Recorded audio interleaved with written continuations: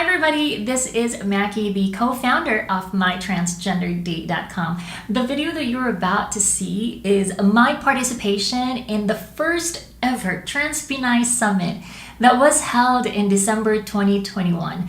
This was an online event organized by STRAP, the Society of Trans Women of the Philippines. In this video, I presented factual informations that are based on our site that are relevant to Transpinay dating. So please enjoy the video.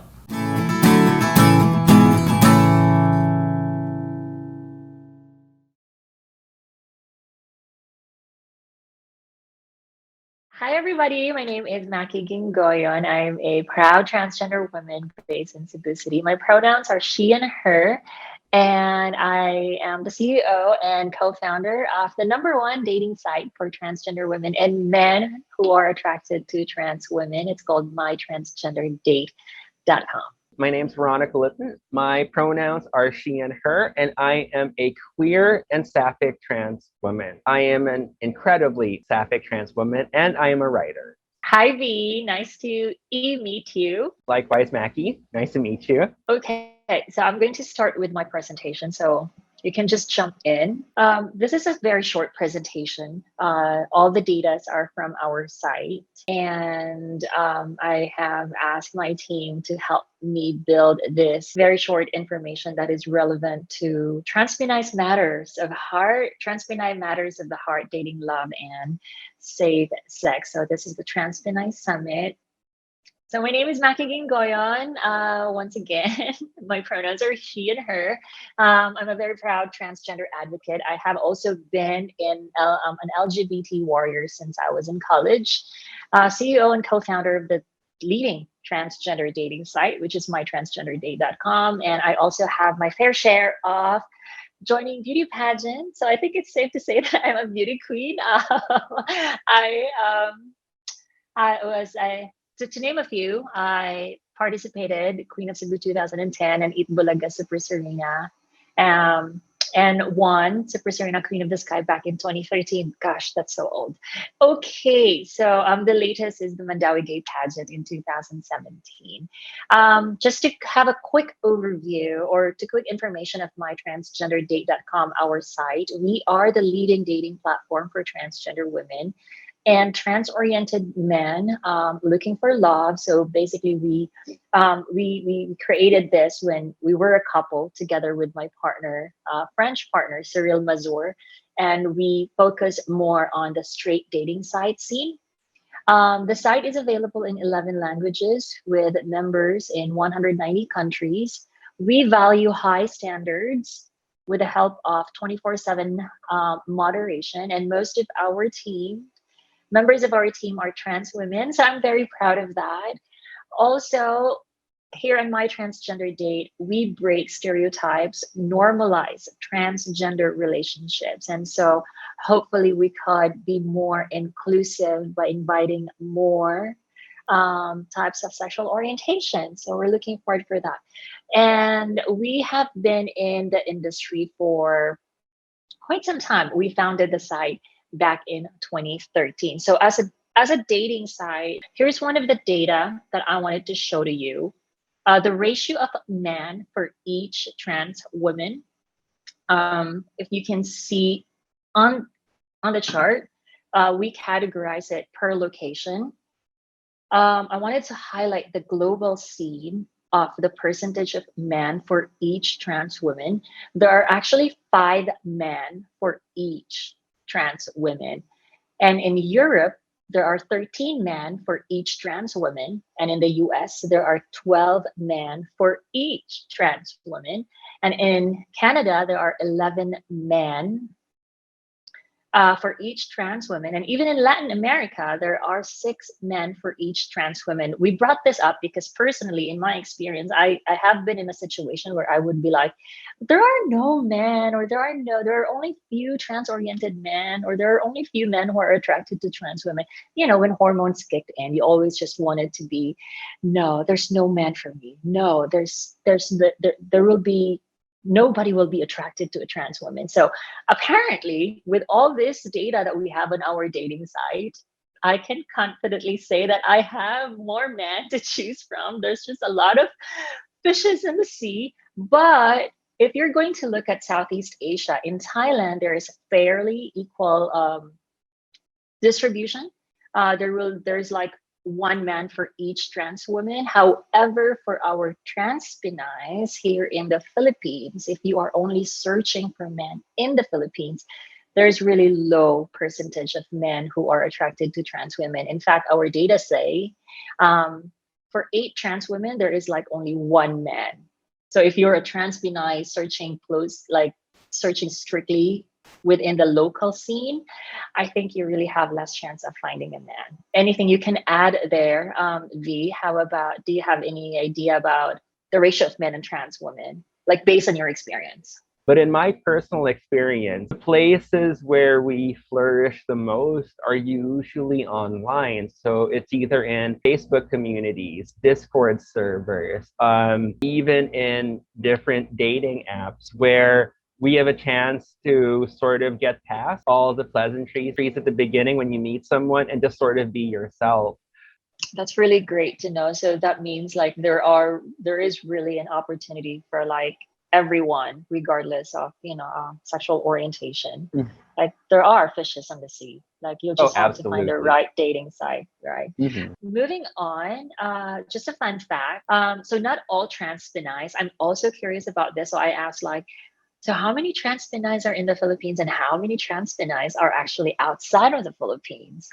And I am curious about it because, in the global perspective, like there are more men outside of the Philippines who are attracted to trans women. But then, if you are in the Philippines, there's just really low trans oriented men. And I found out that 3% of our who are transpinays are actually outside of the Philippines. So can you only imagine that these 3% are the lucky ones that they could actually date more men, like have the better opportunities to like even just have a drink. There's just good opportunity and chances for these transpinays. What do you think? So I think the pandemic actually gave transgender people, whether they're transgender women or transgender men or non-binary, the chance to finally explore and come out of their shells. My general suspicion is that locally, once the pandemic is all over and everything's all said and done, and I think what's going to happen. That's really great. I'm glad you share that because visibility really plays a big role in normalizing these things, and then it just keeps unrolling once you have that started. So yeah, thank you. Let's hope for the best. Great. Thanks, V, for sharing Thank that. you. The next data that I would like to share is the impact of gender reassignment surgery on your dating life. So I have like 2 charts here with me. On the left side, we categorize transpinays based on their status of gender reassignment surgery. You have the pre-op, non-op, and post-op. And if you can see that the pre-op and non-op are pretty much the ones that has takes the bigger percentage of the members.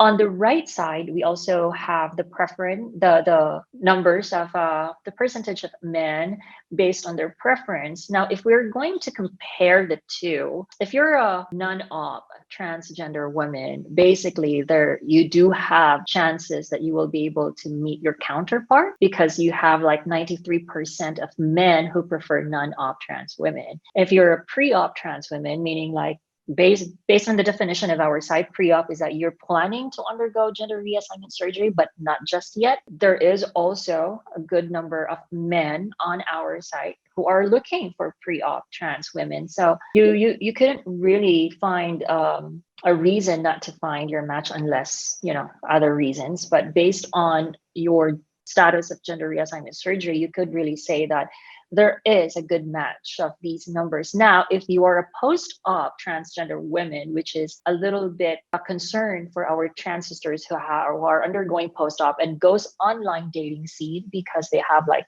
probably have an idea that online dating scene is only for pre-op and non-op, but it doesn't really give much justice if you can't find a counterpart if you're a post-op, because on our data, it shows that 61% of men are also interested with post-op.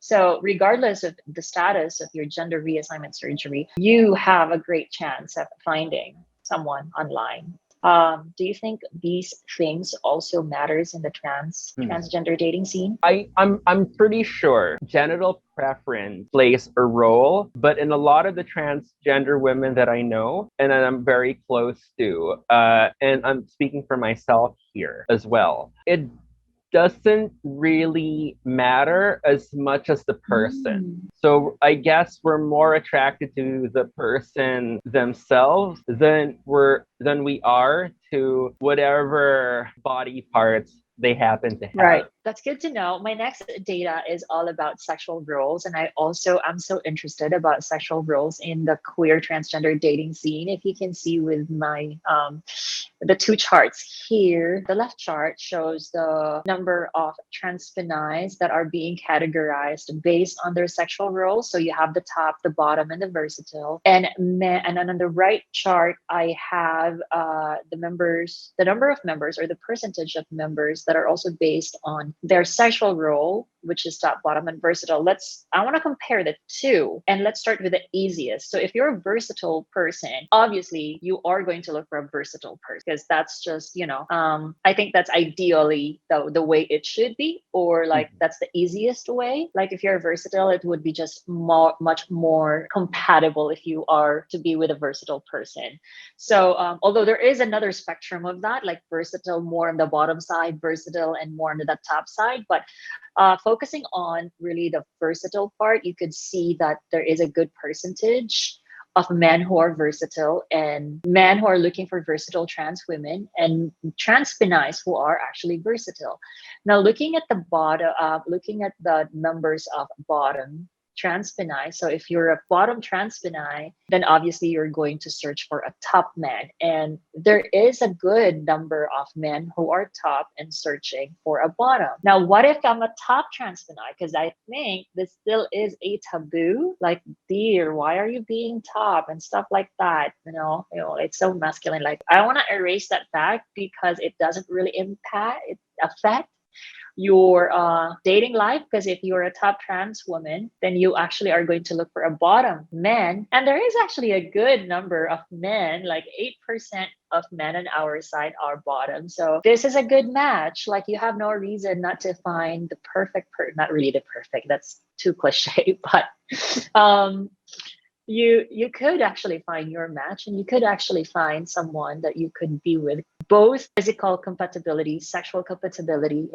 and all other compatibilities that evolves in the relationship. So this data shows that you could find someone in the online dating scene. Based on the graph that you're showing right now, it's because it seems like most of the transgender women I know are either versatile or are bottom, with very few of us being top. So it's actually interesting because I guess when it comes to our sexual expression, that's something we all have in common.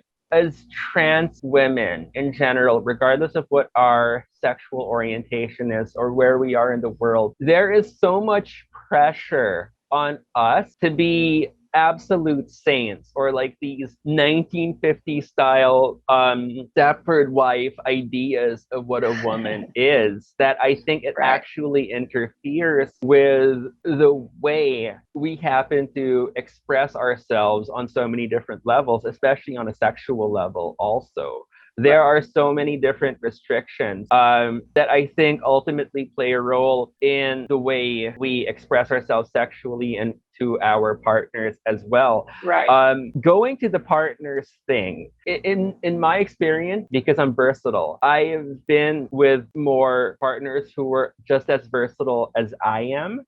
There's always going to be that common joke about how, you meet someone with trans girls where they meet someone, everything's going great, and then, oh my God, it turns out they're both bottoms and they don't know what to do with each other. There's actually a meme about that. So that seems to be like the only real hiccup. But other than that, it's really, in my experience, most of us are very versatile. There are a lot Right. of bottoms out there, definitely, and very few tops. Well, it is fascinating for me that this data is based on a I mean, a straight transgender dating site. But then we kind of connect all these Mhm. informations, and it kind of reflect that regardless of sexual orientation, it is kind of the same. And it's amazing. And all these data, we concluded, V, that sexual role and gender reassignment surgery have a no impact on the dating life of transpinays. However, geographical location has a huge impact on the dating life of transpinays, unfortunately. So with the data that I had earlier, you can see that there is really low number of trans-oriented men here in the Philippines. So for you all ladies out there, for you trans sisters, go look for someone outside of the Philippines.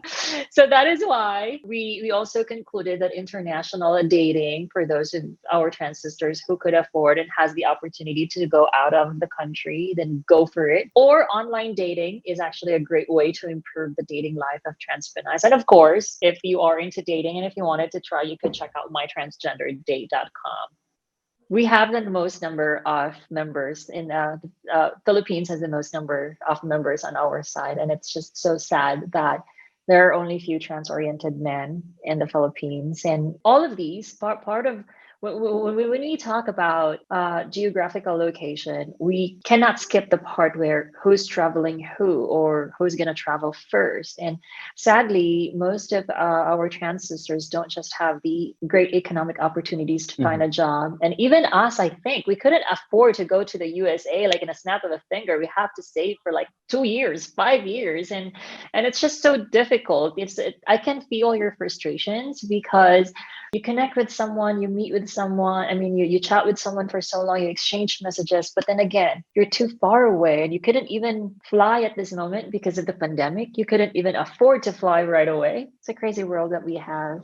I wish cisgender people could realize how difficult it is for us. It's difficult for us to live our life. It's difficult for us to find love. And it's even difficult for us because the government hasn't even gave us any protection yet. So you see, I wish cisgender people could understand this. I wish they could too. And, I am very thankful for the cisgender people in my life who are open minded and who are understanding. But I also recognize that most cisgender people, I think a lot of cisgender people, not the majority, but a lot of cisgender people just grew up under such intense and rigid structures that it's not necessarily that they're not open to it, but it's just going to take them a bit of a minute for everything to sort of click just Right. because of what they've been used to. I don't know. That's just my experience in dealing with all. I think that sounds true. I think we have similar experience. Like, we can't really. I'm not trying to blame the cisgender community, but it's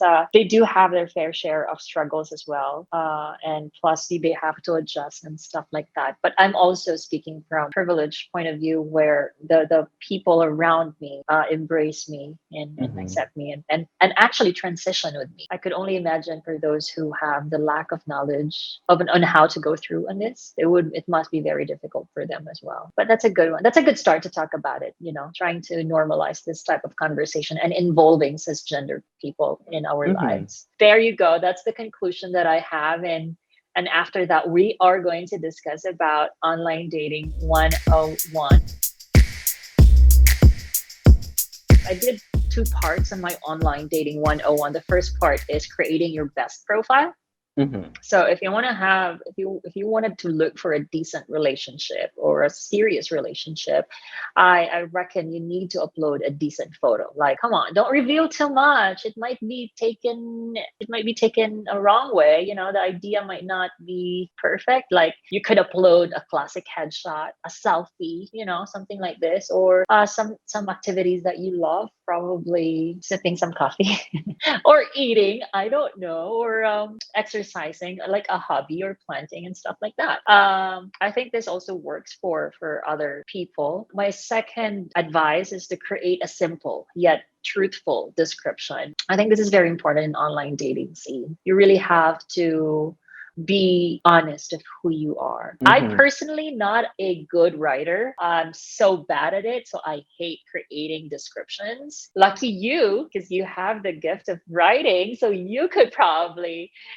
sweep off all the girls with your profile description, but I think it's really important. Okay, great. So yeah, the third tip that I have for the girls is just follow the community guidelines. Like on our site, it's very we are very strict in implementing our community guidelines. So I think it's rule of the thumb. You don't want to get blocked, as what you Mhm. have mentioned earlier. So don't do crazy things online if you want to look for a serious relationship. What do you think about that? Oh, I'm in absolute agreement when it comes down to that. Most people would rather have a serious long-term relationship with someone who's near them. I think that's the ideal for everyone across the I board. I believe so too. Yes. But, with how things are with the pandemic, your accessibility to people who might be more open-minded than anything Right. else, it ends up creating, I don't want to call them strange, but these like new relationship dynamics where you form really intense and intimate bonds with other people in other parts of the world. And, you see them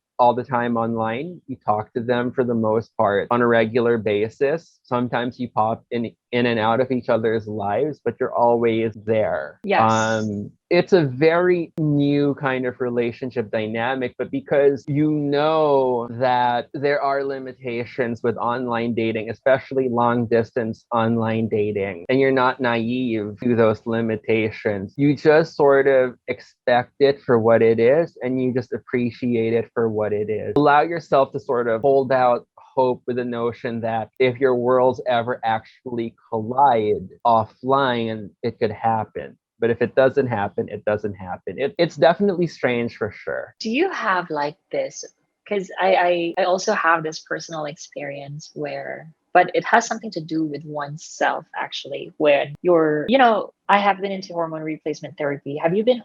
Is it okay Mhm. to ask? Yeah, does it affect like the mood swings when it comes to dating? Because I want to talk about this in a later part, but since you mentioned about it, I'd like to know like, are there also like dramas? I don't want to like Ooh. say trans women are drama queens because definitely we're not. It's just really something to do with the hormone replacement therapy. The transitioning is just so difficult, and plus you Mhm. have to deal with long distance relationship and chatting. And once you connect with someone, then all those emotions comes in and stuff like that. But then again, it boils down to managing oneself's emotion. But Mhm. I wanted to learn from you, especially with dating scene. Like, is it kind of the same? So there are moments there where how one person is dealing with HRT can affect the way they just connect with themselves and connect to the world in that moment. So there's not much collision, in other There's words. Yeah, and if there is collision, it's sort of understanding because Oh, since we're very open, because like with some girls, and I had to go through this where there have been periods where, due to financial reasons, I had to stop taking HRT for a period of right, months. So there are times in which where, those sort of things come out. right. And depending on who you're talking to and the relationship you have with them, and it's not even limited to a romantic connection. It could Exactly, exactly. also be with another trans woman you're friends with. There are moments where, if you're having a hard day through that person in your life can pick you up and help you through that day, or in some cases. And this for me shows how beautiful and how deep the relationship transgender women have with each other. But the support is so strong that there are times in which, if like one girl finds out that another girl isn't on hormone replacement therapy or can't afford hormone replacement therapy, she'll be like, okay, what's your cash app? What's your Gcash number? How Right. much do you need for HRT this month? I'll send you some money. Or, if you're in a group, like a very small, close knit group, and you're comfortable with everyone there, everyone will be like, yeah, how much do you need? We'll all pitch in. So Right. there are moments where where the relationship one person has with HRT, independent of what's going on around them, can have such a huge effect on everyone else that they're willing to help another person through that. That's very nice. And when you're an HRT, the from what my observation is that, or at least from my personal experience, I'm not speaking for everybody, it's so difficult for trans women to actually express our emotions when we don't even understand how we feel when we are undergoing hormone replacement therapy. Mm-hmm. And that's where my question lies. Like, it's even so difficult to admit that we are going through struggles with our mood swings, and plus we have to explain this to our chat mates that we are Mm-hmm. doing this, or to our potential partners that we have been Mm-hmm. chatting with.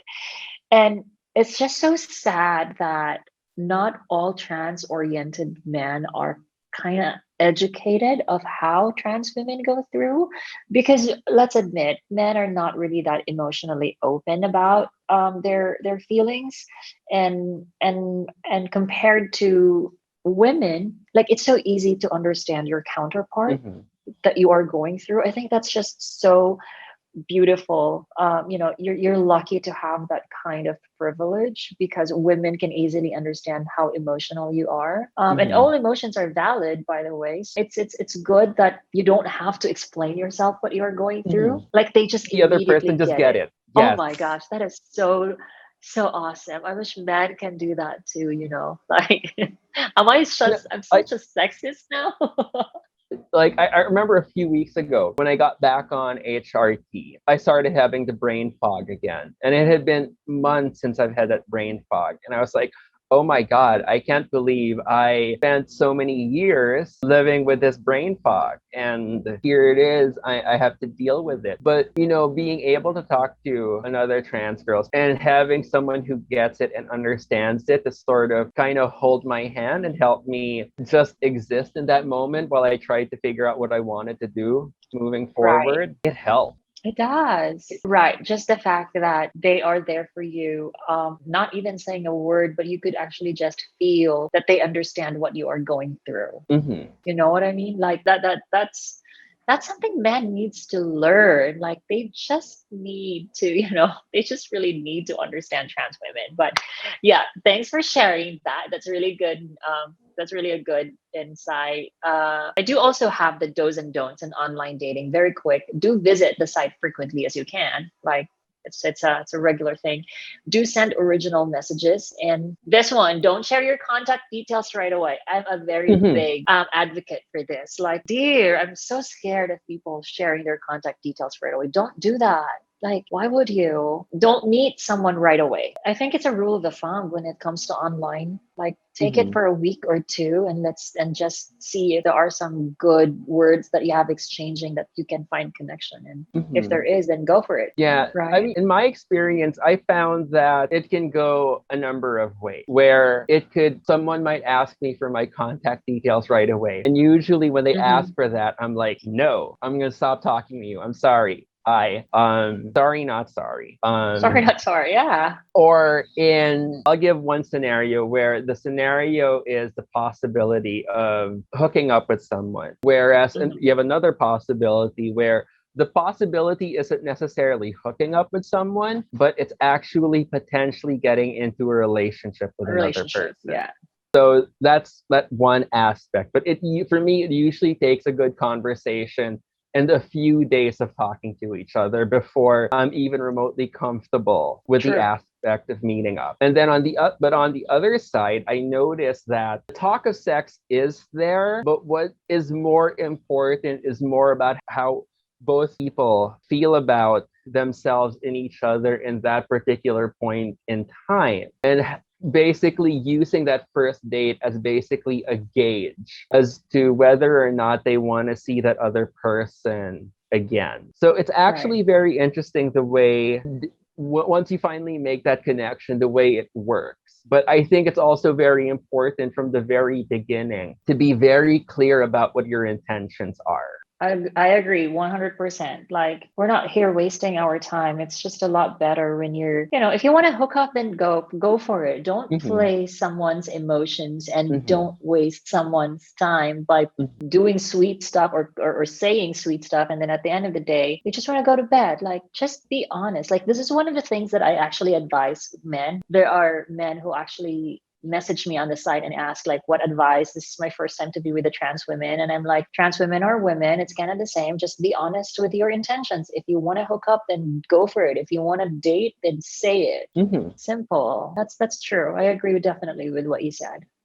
Kind of talking more now, I guess, a bit about disclosure, because I Yes. know for me on a personal level, I put that I'm transgender on my dating profile just so it clears up any misconceptions and being able to do away with it right off the bat Right. so I can know the person already. Because it's sort of like if I'm talking to someone and it's going great and I don't tell them I'm trans, it's just setting myself up for disappointment and failure. I agree. And I have been there. And in fact, I have been doing that these days because one of my Tinder, I mean, yeah, with my Tinder account, I put there trans, but then transgender woman, but then apparently it doesn't show on my profile. So it only says straight, and I'm in the women's category. I am a woman, but then it doesn't specify that I am a trans woman. So every time I exchange messages with people, I have to disclose. And the disclosing part,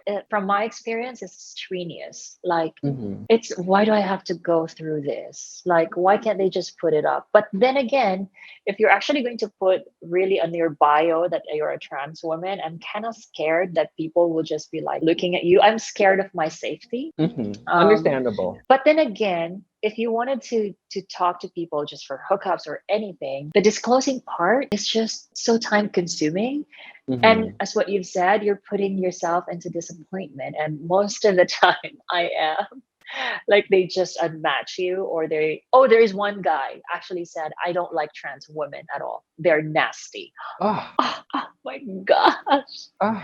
And I just unmatched and like whatever. I'm not gonna waste my time talking to you. If you say what you say, do. So yeah, it's I don't know, but I think it's all up to the person. Mm-hmm. You do you. If you want to put Mm-hmm. it there, then yeah. If you don't want to put it there, be sure to understand and to know how tiring it is to explain to people that you Oh are. yeah, especially if I know the conversation is going really well. This is one of the things that us advocate are actually happy to explain to people who we are, but not everyone is as generous as we are. So can they just please take, can they just please do their part and read profile Mm-hmm. and not do Google? Because not everyone is an advocate. Not everyone is happy to explain who we Mm-hmm. are, and not everyone has the time to do that. So it's very sad actually.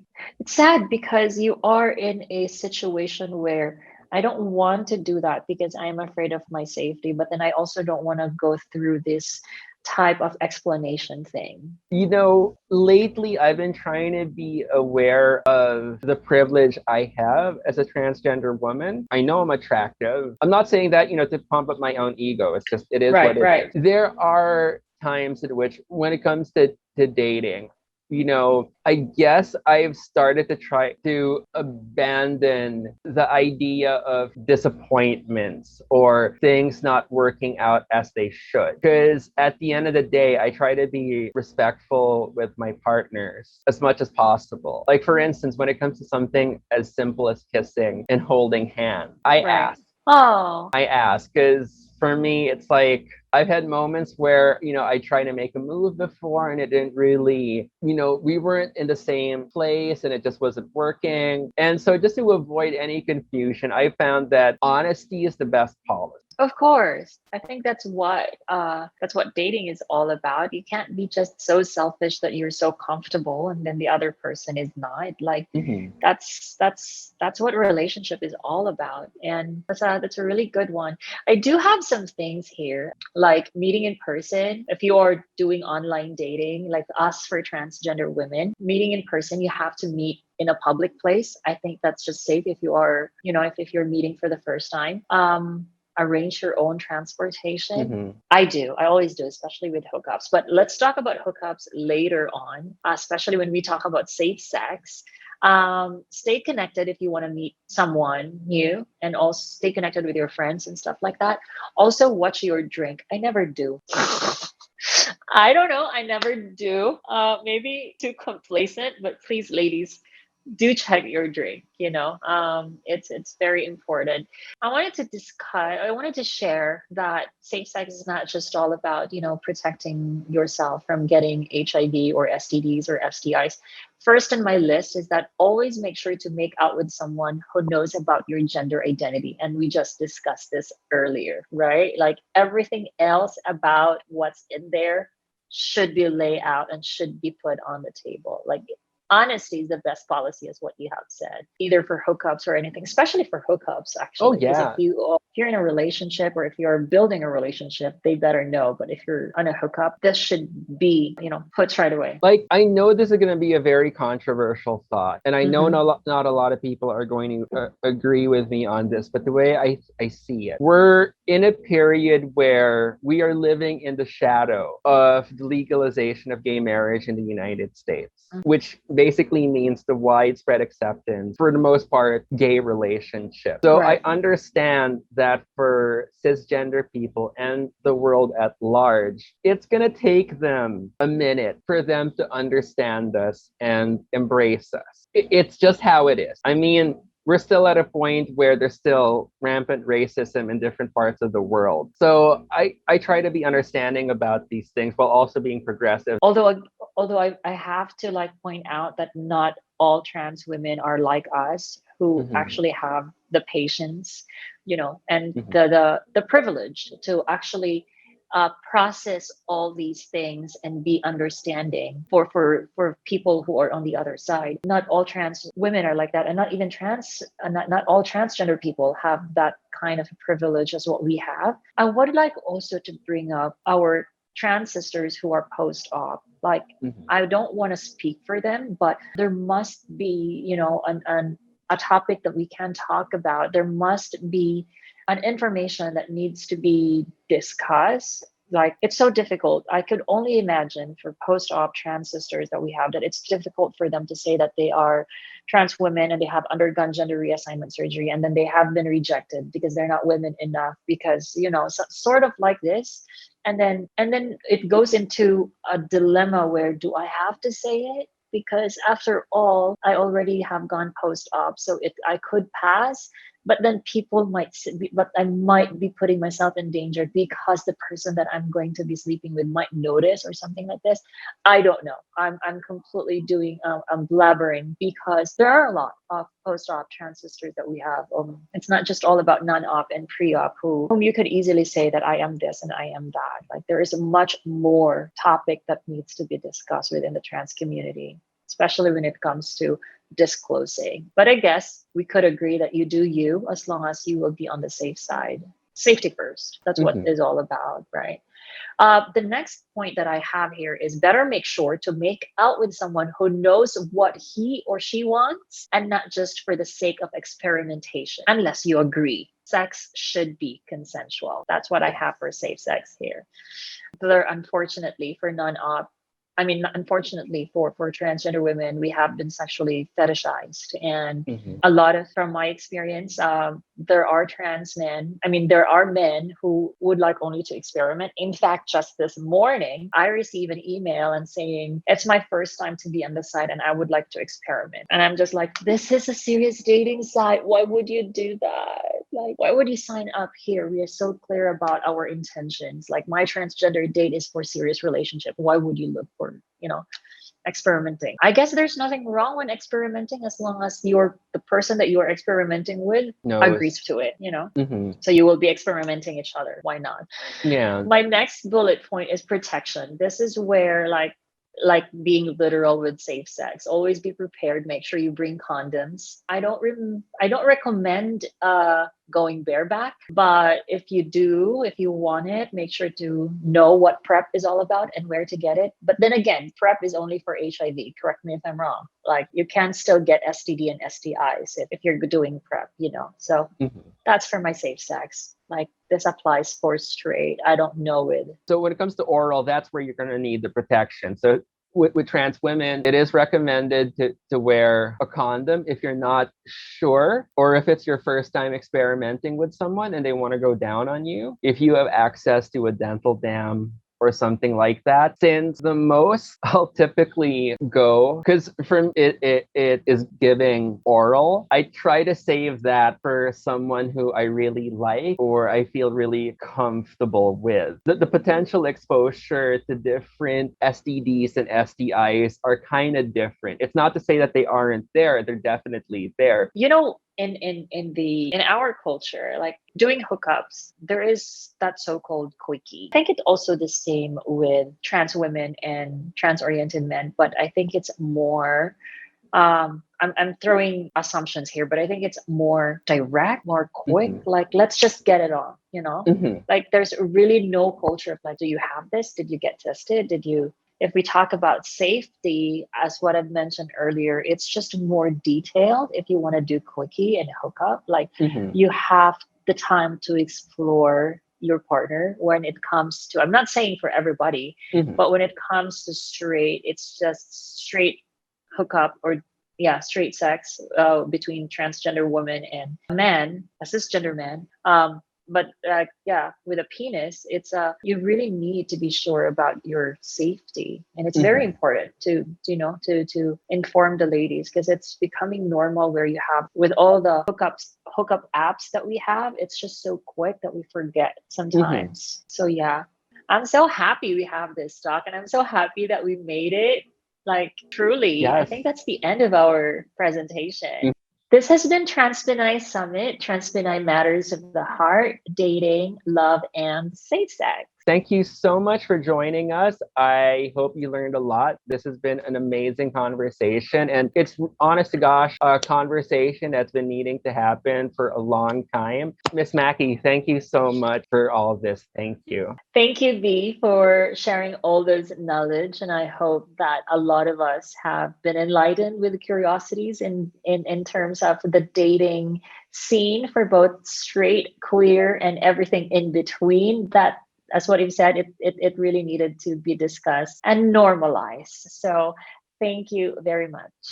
Hello again. I hope that you enjoyed the video, and I reckon that you find it informational and insightful. So if that is the case, don't forget to hit the like button, which will surely help us with our visibility here on YouTube. And of course, I would like to hear and know your opinions or thoughts about what I just discussed and the data that I presented.